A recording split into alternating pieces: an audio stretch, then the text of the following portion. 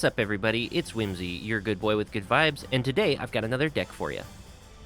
As always, if you just want to see the deck lists for yourself, I've left links to Moxfield and Architect in the description below, so you can go check them out. For anyone sticking around, I'll be spending the rest of this video going in-depth on the themes and mechanics that went into building the deck. So let's go for a walk.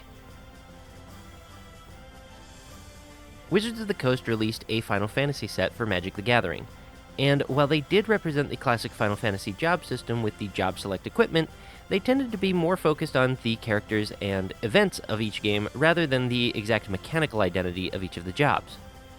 So that's where I come in.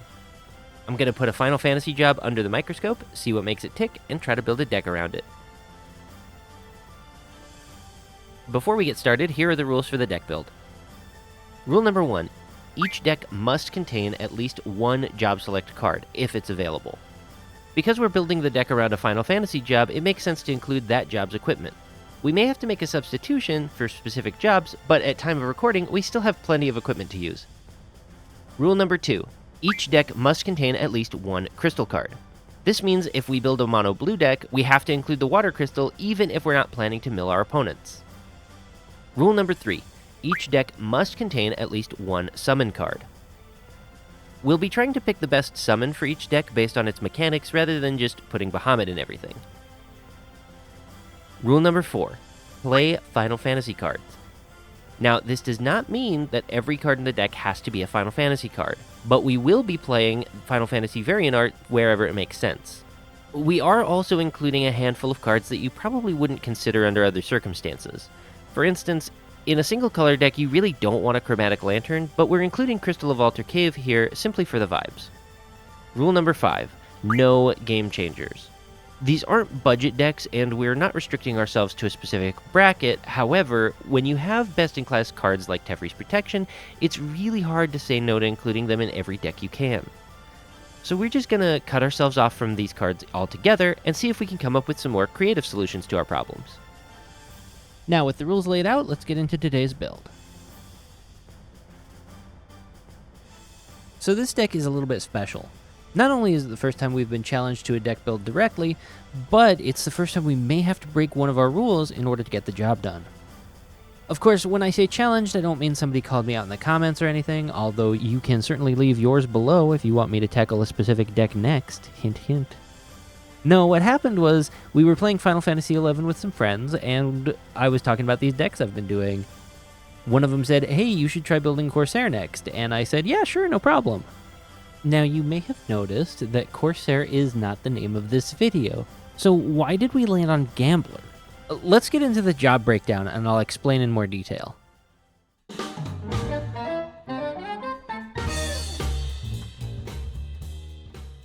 So Corsairs in Final Fantasy XI are depicted as pirates, using swords and their special hexagons to deal all kinds of damage to their opponents. Makes sense, right? But here's the twist. They're often played in the support role in a party due to their extremely powerful party buffs. The first ability in a Corsair's arsenal is called Wildcard. Once an hour? Oh, woof. Anyway, once an hour, the Corsair can draw a random card and apply a buff to allies in a certain area. All the effects are extremely powerful, but they're balanced out by the fact that it has an hour cooldown and that you don't get to choose which effect you're applying. The next ability, and the Corsair's bread and butter, is the Phantom Roll ability. You can use this ability once every minute, and it has some powerful buffs in its own right, including increased damage, healing, or even experience points. When you use Phantom Roll, you choose a set of dice based on which buff you want to apply to your party. Each set of dice has a lucky number and an unlucky number. All the dice are standard 6-sided dice, so you have a chance to hit the lucky number on your first roll. If we roll our 6-sided die and get a 5, that's our lucky number, so it increases the power of the buff we apply to our party. If we don't get a 5, don't worry because we have another skill called Double Up. Double Up allows you to roll an additional die and add its number to the previous one. If you hit your unlucky number and bust, not only does it not apply the buff you wanted to your party, but it also applies a debuff to the Corsair directly, and you can't roll again. On any given set of dice, 11 is always a lucky number. But if you go past 11, you immediately bust and can't roll any further. Thankfully, you can just choose to take the standard version of the buff and not go for the enhanced effect. Whether you want to take that risk or not is entirely up to you.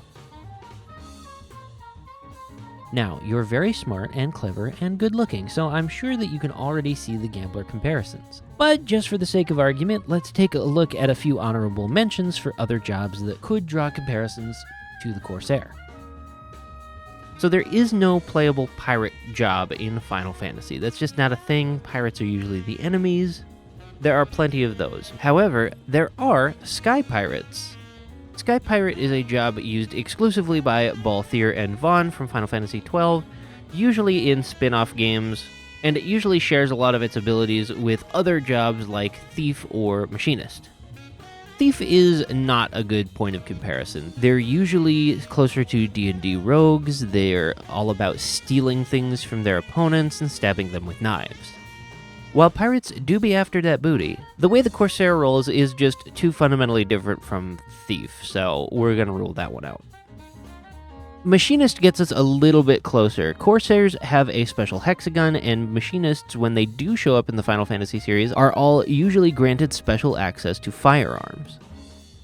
Rather than filling out the rest of their arsenal with cards and dice, the Machinist tends to use a variety of mechanical gadgets and bombs. So I think the vibes are just too different from each other in this case.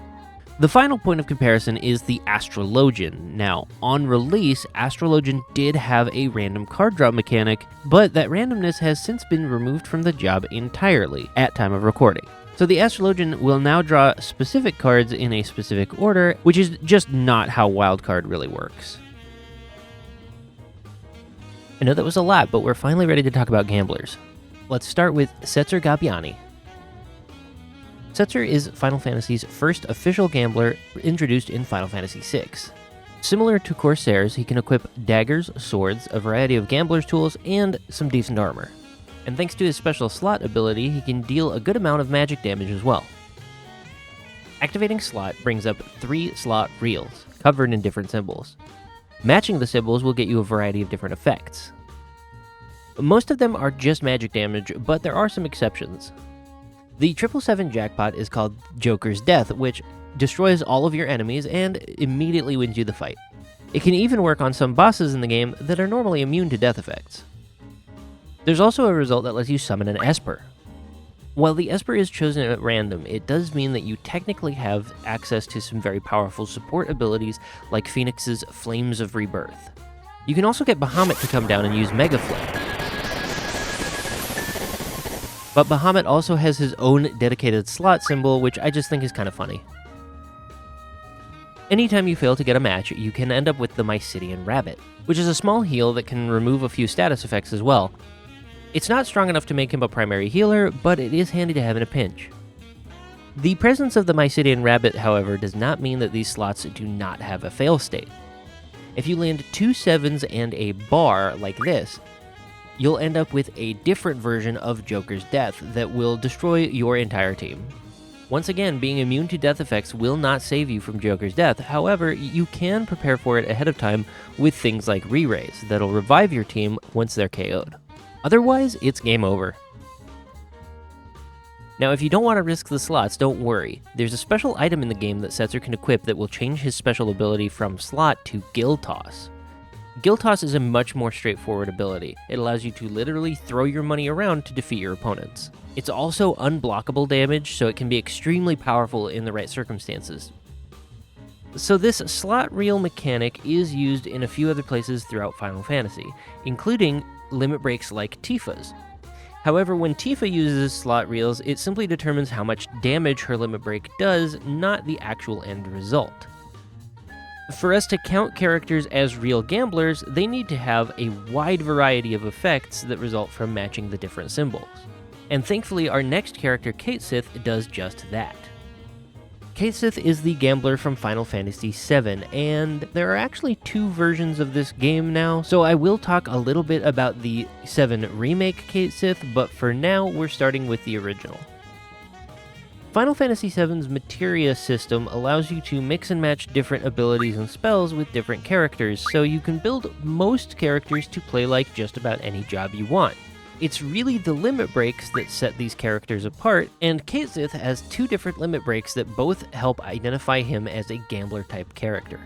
The first limit break is Dice. It's a pretty simple attack that throws a bunch of dice and deals damage based on the result.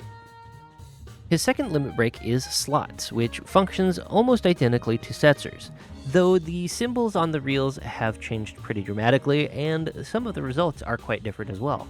He now has a dealing move with Mog Dance, a support buff called Lucky Girl that causes all of your characters to automatically crit for the rest of the battle, and the Mysidian Rabbit has been replaced with Toy Box, which just deals random amounts of damage by throwing random objects at enemies. Notably, the summon ability is still here, and you can summon Bahamut with it, but he no longer has his own dedicated symbol separate from that. Cait Sith returns in Final Fantasy VII Rebirth, however, they've given him a more specific and refined playstyle to better suit the action gameplay. Cait Sith still has a dice attack, this time rolling a single d6 and casting random spells based on the result. His slot machine returns as well, however this time heavily modified. The jackpot now deals damage rather than KOing enemies altogether, he no longer has a dedicated heal, and the Lucky Girl and Summon abilities have been removed and turned into standalone abilities. Lucky Girl is now called Lady Luck and increases crit rate, and the Summon ability is now called Moogle Magic, which allows Cait Sith to call an equipped summon without needing the summon gauge filled. Our final gambler comes from Final Fantasy X-2.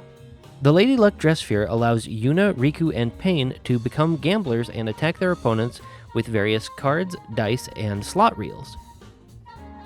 They also gain access to the unique Bribe ability, which allows them to pay their opponent's gil to have them leave the fight. You don't earn experience points or gil if you win this way, but it can get you some rare items. Lady Luck also features a variety of unique passives, including ones that increase the amount of XP, gil, and items that you earn from combat, as well as a passive that guarantees critical hits. The dice attack is roughly the same, you roll dice and deal damage. However, the slot reels are pretty unique this time. Not only are there 4 distinct reels to choose from, but you can also win on multiple lines. There's so much variety between the 4 different slot reels that there's not really strong points of comparison with older versions of the ability. Each reel does have a jackpot that can either win you the fight outright or turn the tide of battle, and while there is no Death Joker this time, there is a pretty dramatic failstate.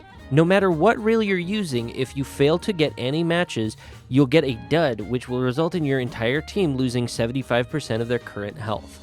While this isn't an immediate game over, it's still a pretty harsh penalty and can lead to you losing a fight if you're not prepared to deal with it. One of the other notable changes here is that the summon effect does not appear on any of these slot reels, making it the first time that a gambler can't use a summon. As you can see, gamblers have a very powerful kit that is often hampered by the impact of random chance.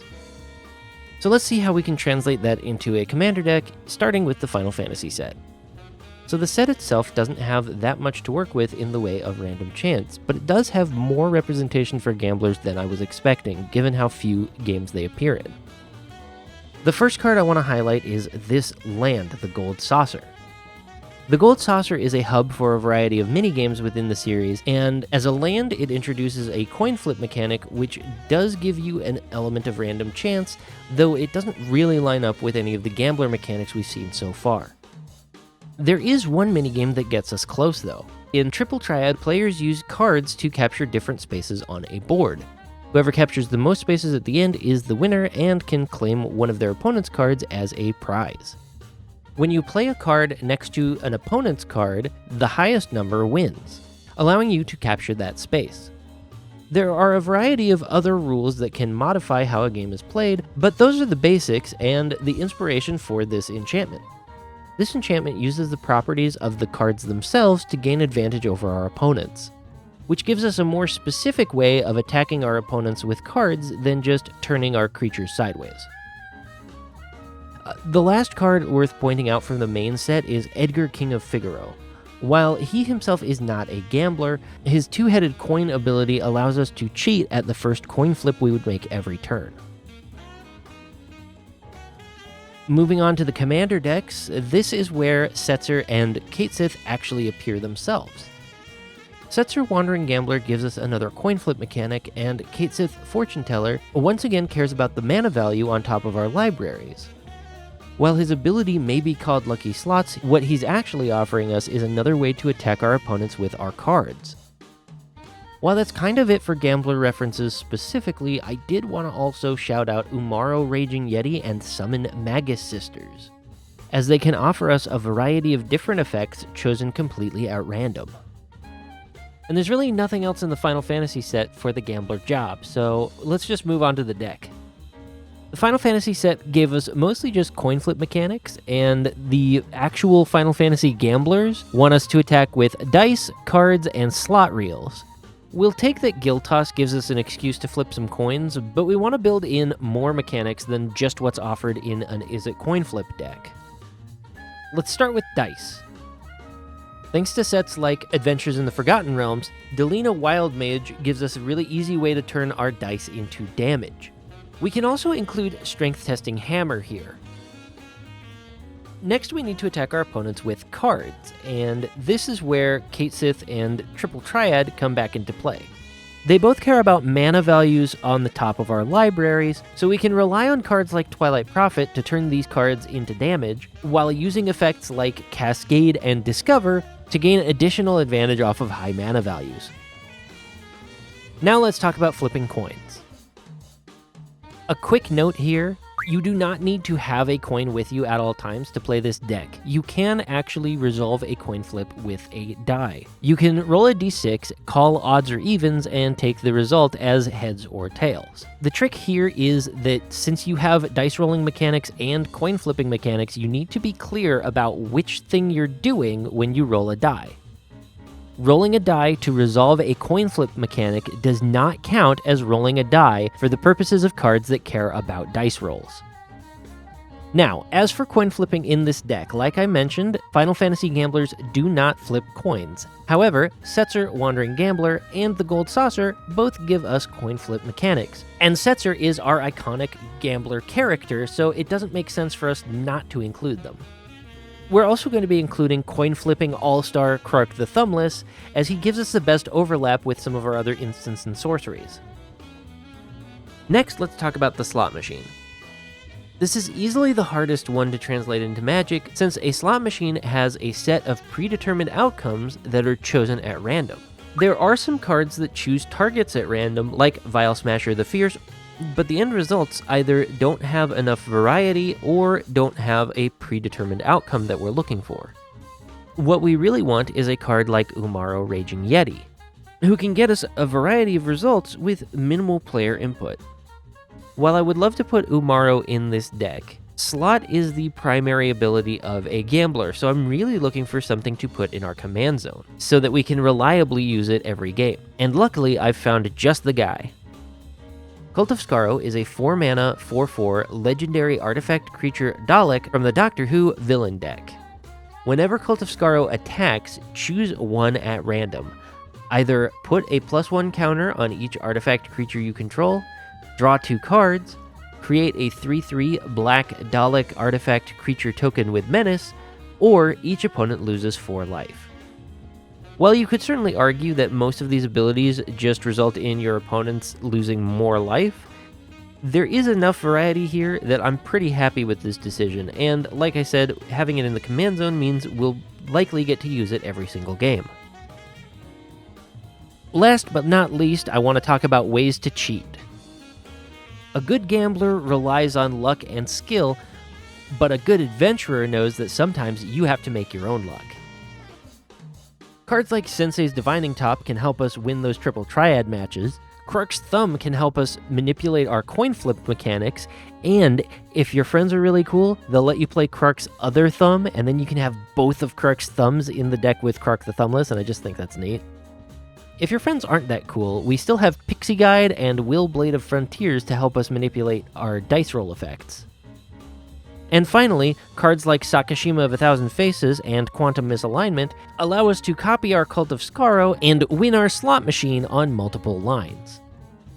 Now, we still have some big decisions to make. The deck has to have a crystal, a summon, and a weapon. For the crystal, we have 3 choices, and while the darkness crystal is good in almost any situation, I think the fire crystal gives us the most value, as several of our creatures would like to have haste, and the majority of this deck is in red anyway. Next up, the summon. This is the first time I'm considering Summon Bahamut for the main deck. Not only is he a high mana value card that can help us win Triple Triad, but he also had his own symbol on the original slot reels. So out of sheer respect, we're putting him in the sideboard. I think our mana curve is high enough, though, that I'd rather have something a little more mechanically useful in the main deck. So I went with Summon GF Ifrit. Guardian Force Ifrit is a 3-mana creature that fits him a lot lower on our curve. You get to draw and discard cards, which can help us get rid of some of the high mana value cards we might not be able to play early enough. And if he sticks around on the board, he can also ramp you into some of those higher mana value cards. This decision really comes down to whether we need Bahamut as a big top-end finisher or not. He is quite powerful and fits our theme, but with limited slots in the deck, I just opted for something more reliable. Finally, we're moving on to the weapon, and this is where things get a little messy. See, Gambler doesn't have a weapon in the set. You are technically correct. So we don't have a job select card to play with. I really like Strength Testing Hammer, since it allows us to roll dice to increase the damage we're dealing to our opponents, just like the dice move that the gamblers use already. If you absolutely have to have a job select weapon in this deck, which arguably we do, I do have some suggestions. The first one is the Astrologian's Planisphere. It's generally just a good card, arguably one of the best job select weapons available, and as we mentioned before, the Astrologian used to have a random card draw mechanic. It's not really random anymore though, so I'm hesitant to include this, but if you felt like paying homage to the connection Astrologians used to have, you could do a lot worse. The next equipment is the Thief's Knife. Gamblers can already equip daggers as one of their core weapon types, and this equipment changes your creature type to Rogue, which shares a typing with Setzer. It also has a curiosity effect on it, and those are just generally good. There is one equipment that I would choose over either of these options, however. The Ninja's Blades allow us to draw and discard cards while forcing our opponents to lose life based on the mana value of the cards we're discarding. This is another one of our card attack type effects, while, like Ifrit, allowing us to get rid of cards that we can't use right now. So while not as thematic as I might like, mechanically this does help our deck function better, which is why it's my top pick for this deck. There is one last card I wanted to talk about that I didn't add, and that's Breaches the Blastmaker. This is actually the only pirate I could find that has a coin flip mechanic on it, and if you wanted to try to get more of a Corsair vibe, it's worth looking into. I didn't add him to this deck because with the higher mana values, I wasn't sure that we could consistently double spell each turn while having an artifact to sacrifice, so he didn't end up making the cut. This deck could also benefit from more high mana value cards that you can cast for free or cheap. With the number of artifacts we could make in this deck, Krang Mastermind might be good. Blasphemous Act is pretty much a no-brainer, although I did cut it in favor of Reckless Endeavor. And cards with Evoke like Muldrifter could be pretty good too. If you want a more optimized version of the deck, I'd recommend that you pursue a significantly different build. There are plenty of really powerful ways to build Sakashima and Krark the Thumbless, or use Delina with cards like Barbarian Class to present a possible one-turn kill. And while I did include these combos in the deck, I wanted to focus on presenting the wide variety of Gambler's tools available, as well as the highs and lows each of them are capable of. Though admittedly, I didn't go as far as to add a way to make yourself lose the game. Alright, we made it to the end of the video. It has been a while since I posted last. I had planned to put out one of these videos a month because there are a lot of Final Fantasy jobs to go through, but then some real life stuff happened that I had to take care of, and I appreciate your patience. We're going to do the outro a little differently this time. First up, I would like to give a special shout out to my Patreon supporters, Alex and Bacon. Thank you so much for your patience and support. I really, really appreciate it. You can throw me a bone over at patreon.com/whimsywoof if you would like to support me in that way. There is no locked content over there. That is an option available for people who have some money to spare and want to support me out of the goodness of their hearts. I do use that to post some of the art assets that I use in these videos, including these custom tokens.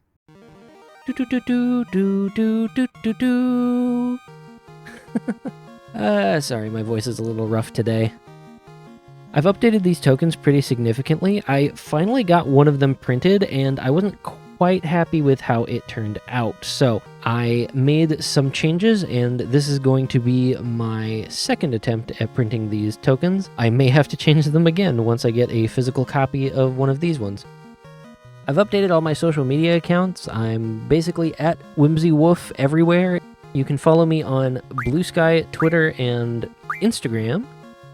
You can also follow my streaming channels either here on YouTube or over on Twitch. I try to stream once a week, and I'm always up for a chat if you want to swing by. Now, one last thing before we go. While it's fun to risk it all and win big in Magic, please be financially responsible. This video is not an endorsement of gambling as an establishment. We are just here talking about a character build in a video game.